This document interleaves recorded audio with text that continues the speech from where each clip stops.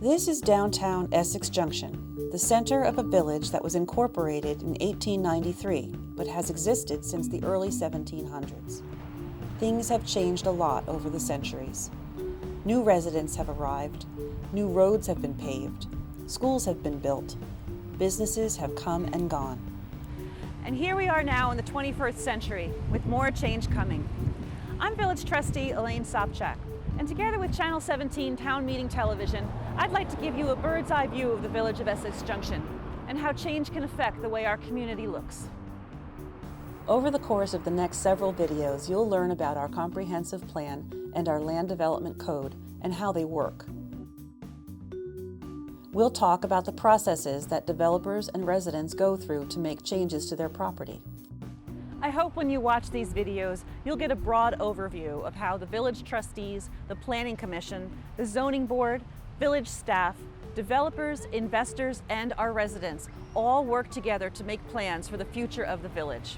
So please join me, and thank you for watching.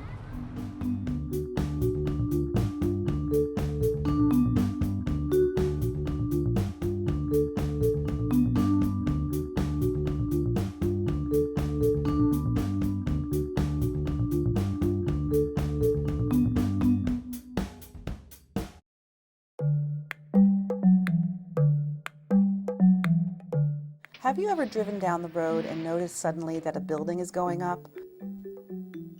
Or a new road is being dug where there used to be an empty field? Or that an old house was torn down and now something much bigger is being put in its place? There are three main reactions people usually have when this happens. Huh! That's messed up. Why in the world would anyone put that there? How come I've never heard about this? Why weren't we told this was going to happen? It's those developers getting whatever they want as usual. I'm going to write a letter to the editor and tell those people to stop. They have no idea what they're doing. I'm going to go to the planning commission and tell those people to stop. They have no idea what they're doing.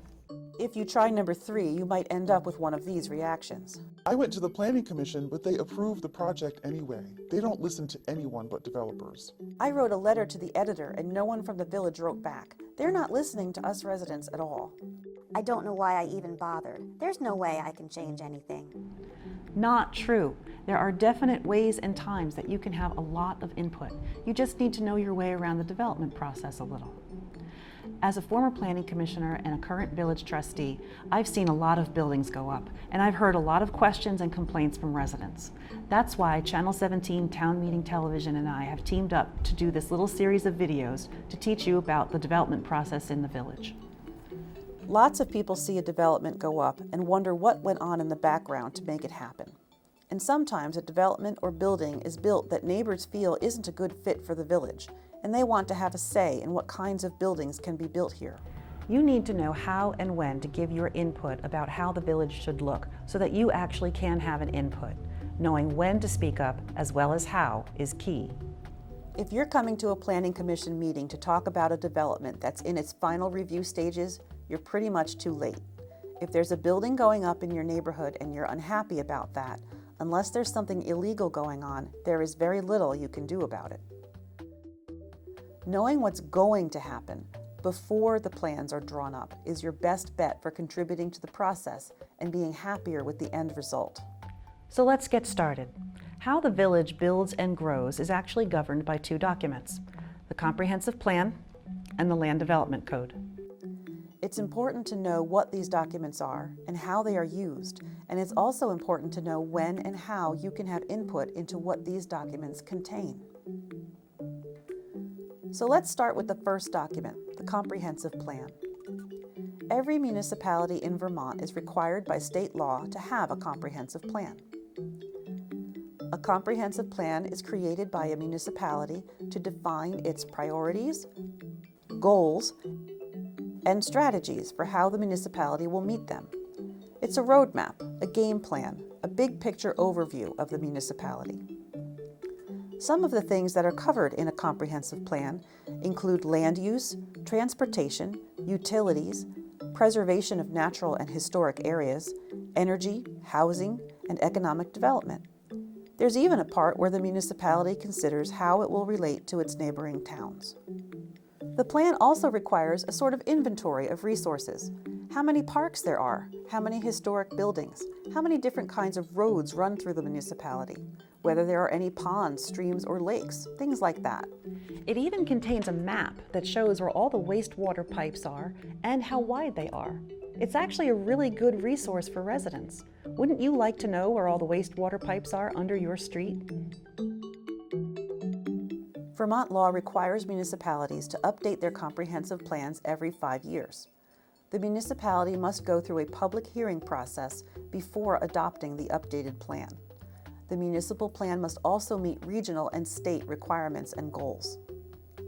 The Village of Essex Junction's comprehensive plan can be read and downloaded from the village website.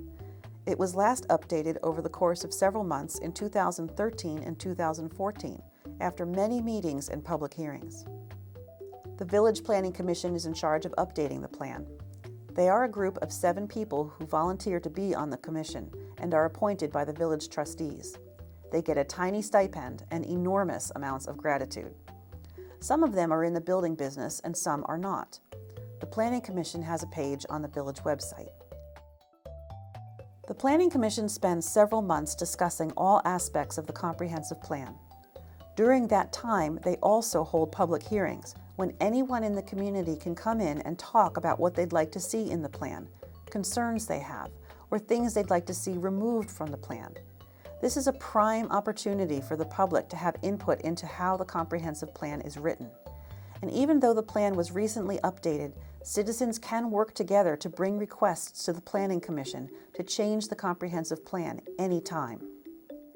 After the public hearings and a lot of discussion over several months, the Planning Commission agrees on all the changes to the plan.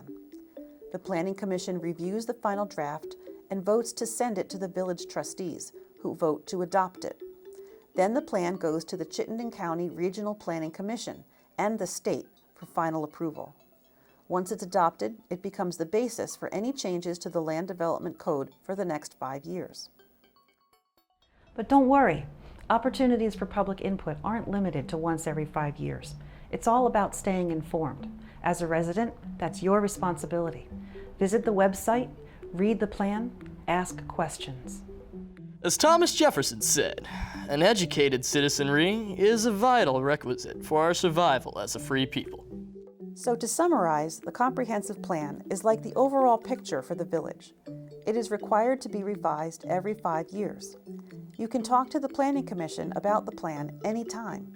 You can tell them what you don't like about it and ask for changes. You can suggest improvements to what's already there. You can share your vision for the future of the village and ask that it be included. If enough people wish to make a change to the plan between the 5-year required update cycle, then the Planning Commission can call for hearings and go through the update process again. Once the public hearings are over and the plan is adopted, whatever is in the plan becomes the roadmap for the village for the next 5 years, or until the comprehensive plan is changed again. Make sure you get to those public hearings so that you can be a part of the process. You may even find it interesting and want to learn more, or even become a part of the process. There are plenty of spots on committees, and the village always wants and needs your input. There are several short videos about the different parts of the comprehensive plan and the Land Development Code. You can watch them all in a row, or just the ones you're interested in. Either way, they're meant to help you understand what makes Essex Junction the community it is today.